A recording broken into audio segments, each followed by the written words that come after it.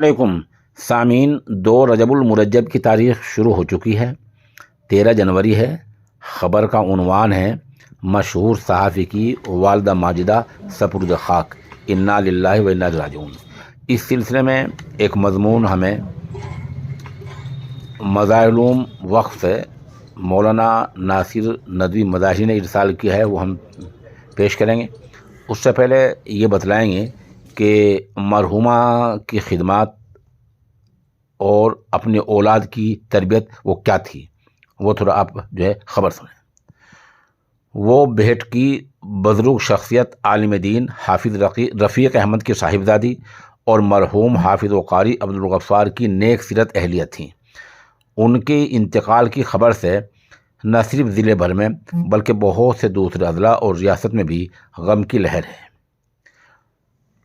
اس بارے میں ودود ساجد کے برادر اصغر جناب محفوظ نے بتایا کہ والدہ کی عمر 80 برس تھی، وہ چند روز سے بیمار تھی۔ سہارنپور میں انہیں کئی ڈاکٹروں کو دکھایا گیا مگر وہ ہم سب کو روتا چھوڑ کر خالق حقیقی سے جا ملی۔ مرحومہ نیک سیرت اور رحم دل خاتون تھی، بچیوں کو دینی تعلیم بھی دیتی تھی۔ مرحومہ اس بات کے لیے بھی خوش قسمت تھی کہ ان کے والد حافظ قرآن تھے اور ان کے بیٹے بھی عالم اور حافظ قرآن ہیں۔ پسماندگان میں 4 بیٹے اور 2 بیٹے شامل ہیں۔ آج ان کی نماز جنازہ مولانا یعقوب بلند شہری کے مدرسے میں ہوئی ہے اور گوٹے شاہ قبرستان میں تدفین ہوئی ہے۔ مظاہر العلوم وقف سہارنپور سے جو مضمون آیا ہے وہ پیش خدمت ہے۔ کثیر الاشاعت اردو روزنامہ انقلاب کے ایڈیٹر اور کرم فرما محترم ودود ساجد صاحب کی والدہ ماجدہ نے آج زندگی کی آخری سانس لی ہے، انا للہ و انا الیہ راجعون۔ نماز جنازہ میں ودود ساجد صاحب کے اہل تعلق، عزیز و اقارب وغیرہ حضرات بڑی تعداد میں شریک ہوئے ہیں۔ ماں تو ماں ہے، انسان کتنی ہی ترقی کر جائے لیکن جب ماں کے جنازے کو کاندھا دینے کی باری آتی ہے تو اس کا قلب غمناک اور آنکھیں نمناک ہو جاتی ہیں۔ ماں کا کوئی بدل ہو سکتا ہے نہ نعم البدل ہو سکتا ہے، کیونکہ ماں بے مثال ہوتی ہے، انمول ہوتی ہے۔ اپنی ماں کو کھونے کے بعد دنیا کی تمام ماؤں میں اپنی ماں دیکھتا ہوں۔ آج بھیڑ میں ودود ساجد صاحب کو غم زدہ دیکھ کر ہمت نہیں پڑی کہ ان سے کلمات تعزیت پیش کروں۔ سوچتا ہوں جب میری ماں مجھ سے جدا ہوئی تھی اس وقت جو حالت میری تھی بالکل وہی حالت ودود ساجد صاحب کی ہوگی۔ ناصر الدین مظاہری آگے لکھتے ہیں، ودود بھائی معاف کرنا، کلمات تعزیت پیش کرنے کے لیے جو جگر اور حوصلہ چاہیے وہ جگر ماں کے بارے میں میرے پاس نہیں ہے۔ آپ کی ماں خوش نصیب ہیں کہ انہوں نے اپنی تمام اولاد کو خوشحال اور فارغ البال دیکھا ہے۔ آپ لوگوں نے ان کی خدمت کر کے اپنے آپ کو سعادت مندوں کی فہرست میں شامل کیا ہے۔